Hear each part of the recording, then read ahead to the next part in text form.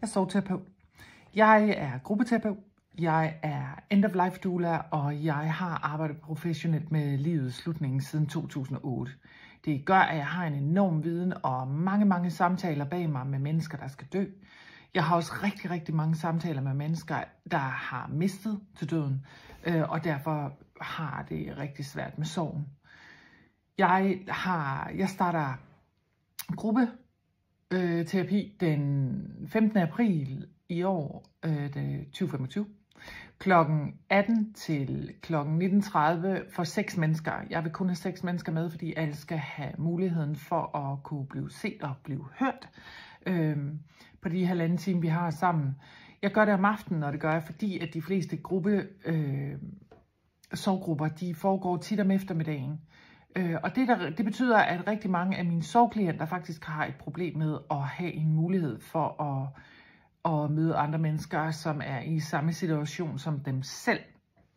Så den kører om aftenen, den kører hver anden uge, den kører om tirsdagen, og den kører indtil slutningen af juni. Det er derfor, jeg starter den 15. april. Det er simpelthen fordi, at I skal have muligheden for, at vi kommer igennem 6 gange sammen, hvor I får muligheden for at gå ind i sommeren, fordi sommeren, det er jo en dejlig og en smuk tid, og det er lysere, og det er nemmere at være med for mange. Men I skal jo huske, at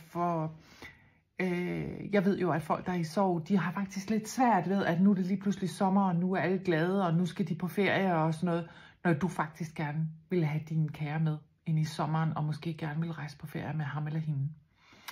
Min gruppe er uvildig. Det betyder, at jeg kommer ikke og fortæller om Gud eller kristendommen. Jeg kommer heller ikke at fortælle om det spirituelle, og jeg kommer heller ikke at forholde mig til kræftens bekæmpelse, som mange jo, de har nogle fantastiske sorggrupper, alle de forskellige ting, og organisationer og kirken.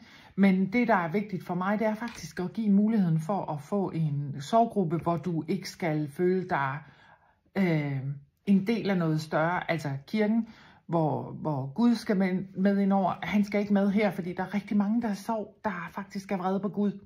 Og det skal man have muligheden for at kunne sige hos mig. Kan man så det? Kræftens bekæmpelse, der er rigtig mange, der ikke har mistet til kræften.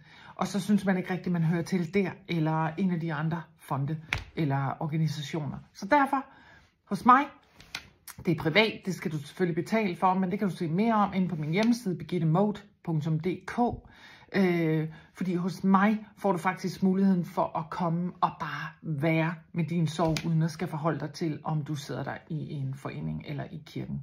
Så det er det, jeg kan, og det er det, jeg tilbyder. Jeg har som sagt 4 pladser, den er mig. Der er 6 pladser, der er 2, der er taget. Du skal altid igennem en forudgående samtale med mig, for jeg skal kunne mærke, om du passer ind i den her gruppe, eller om du skal med på den næste. Jeg glæder mig til at høre fra dig. Kig ind på min hjemmeside, birgittemode.dk, for der kan du bestille en tid til at tage en samtale med mig. Vi snakker simpelthen over telefonen, hvor du får lov at fortælle mig lidt om, hvordan du har det, hvad der er svært, hvem du har mistet. Kærlig kram til dig.